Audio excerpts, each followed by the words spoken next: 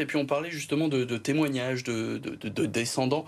On a parlé par exemple de Peter Jackson il y a quelques instants. Je vous disais en introduction, le lien entre Le Seigneur des Anneaux et cette carrière Wellington, et ben c'est évidemment Peter Jackson, le réalisateur, le célèbre réalisateur du Seigneur des Anneaux. Lui est le petit-neveu d'un de ces tunneliers néo-zélandais et il est vraiment fasciné par cette histoire. Écoutez.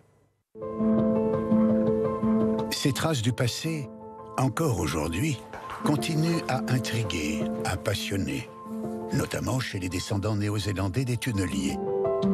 Parmi eux, il y a Peter Jackson, célèbre réalisateur des films Le Seigneur des Anneaux. Il se rend régulièrement dans les carrières. Studying the First World War is something that I really love doing.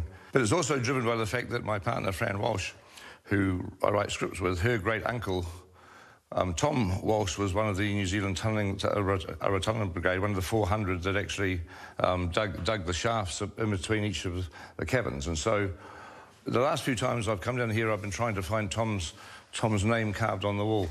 And I'm still searching. But I also love the fact that this is like a time capsule, undisturbed. I mean, there's a tin can lying on the ground there, and it's been there for 100 years. That the black paint is 100 years. You know, it just seems to be a magical chance to almost step back in time.